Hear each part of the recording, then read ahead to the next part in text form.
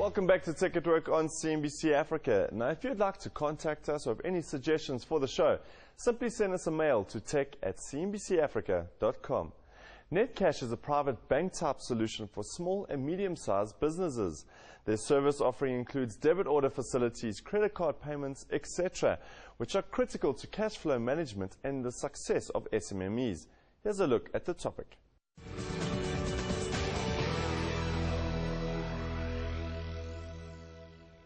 Charles Pittaway, the CEO of Netcash, thank you for joining me on Tech at Work. Pleasure. We're talking about Netcash. Give us a little explanation. What is the service essentially? Netcash is commonly known as a SaaS provider, which isn't a fashion statement. It's an acronym for Solutions as a Service.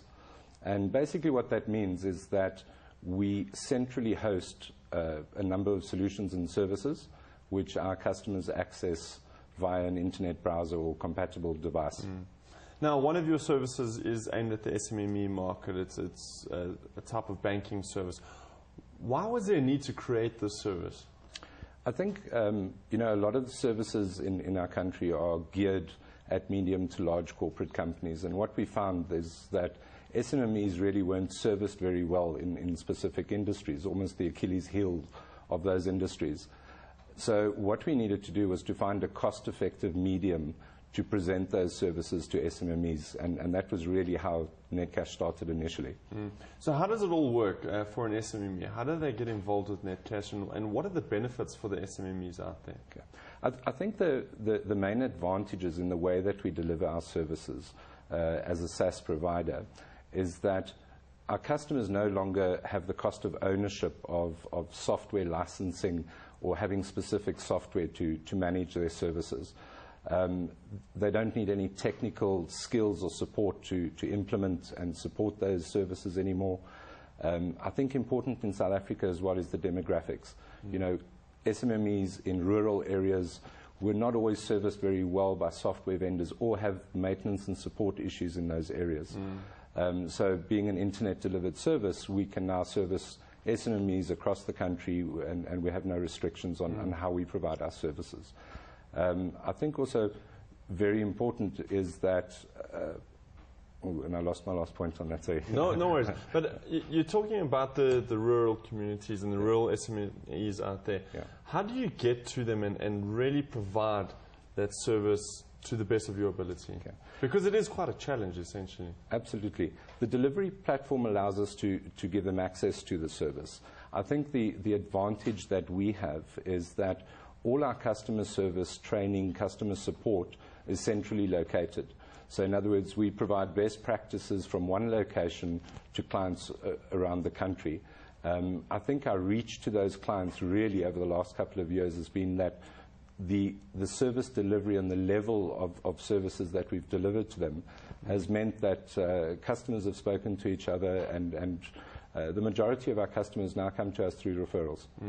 Now, when we get down to the mobile banking side, I mean, what type of technology is utilized by Netcash for the mobile banking? Mobile banking is a very new technology that's been used by the banks.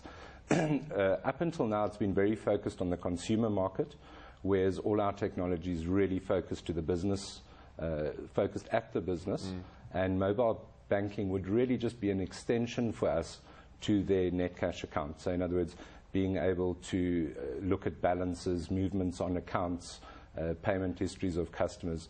So we're really just going to be using mobile technology for them to be able to access services that are already on their account. Now, for the consumer to get the best of the Netcash service, broadband would be the key aspect. And now we know that broadband in South Africa is a bit of an issue at the moment. How has Netcash dealt with this, and are you putting into place certain strategies that will help the consumer who hasn't really got all the broadband that they require? I think there are a lot of internet services available now. I think the mobile companies have made, through 3G and a number of other services, really that any Netcash service can now be delivered from a multitude of devices and connectivity. I think the real exciting thing for us is this year the arrival of CCOM and one or two other undersea cables, which I think many companies may use to deliver additional rich media sources, content services. I think from our point of view, it's just going to make our companies even more accessible to our services. And traditional services, accounting, HR and payroll services, which were previously done on desktop software, will now be able to be accessible via the web. Now, when we're dealing with the web and when we deal with broadband, security is always a risk. What precautions do the consumers take, or has Netcash taken to ensure the utmost of security? I think from our point of view, we were lucky enough that our initial services were transaction or banking related services. So we referred to services like debit order collections, EFT payments, credit card processing. And the advantage or the experience that we gained from that was that our technology had to be based on the strictest security measures that were laid down, or the platforms that were being implemented by banking systems. So our access into the banking system had to be vetted, and how we transact within the banking system had to be vetted. So any additional services we've added onto that platform benefited from those security advantages that we deal with. Obviously, we do advise and teach our clients about how to take measures on their side and on their networks to make the transacting secure as well. Charles, you mentioned that Netcash is reaching out to the rural communities in South Africa, the SMMEs in South Africa. Is there maybe a movement forward to the rest of Africa for Netcash? I think we will. I think, the market in this country is still very untapped, in the sense that the focus of large businesses and corporates have never really been towards SMMEs. There's been a lot of red tape for them to access various banking services, etc. And I think our focus for the next couple of years will be to make those available locally and to add additional value-added services to the local market before we explore across the borders. Charles Pittaway, CEO of Netcash, thank you for joining me in Tech at Work. Thank you very much.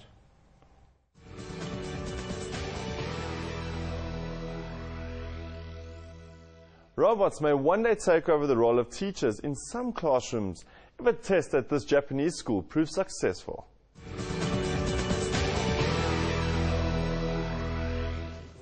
Students at the Kudan Elementary School in downtown Tokyo were told a special lecturer was due to come in to help teach them through their day's science class.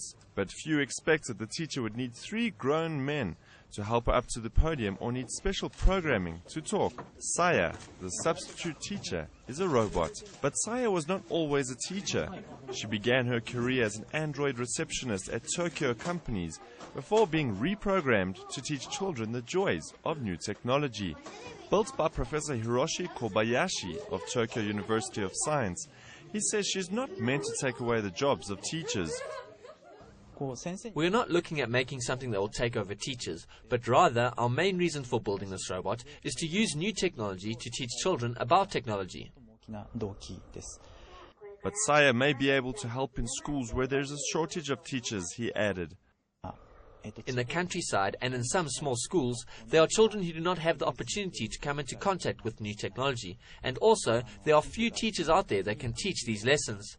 So we also hope to be able to develop this robot so it can be remotely controlled to teach these classes.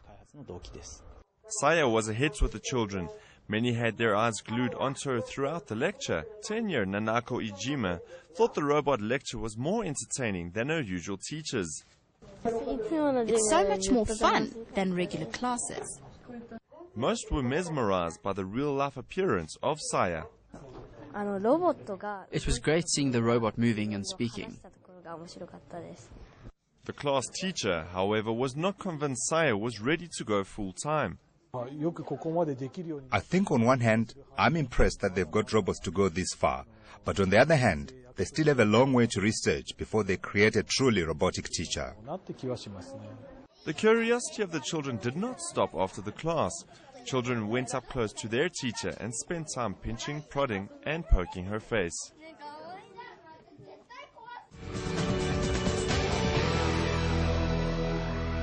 Well, that's all we have time for, so be sure to join me again next week on Tech at Work. Tune in to Tech at Work as we make technology work for you.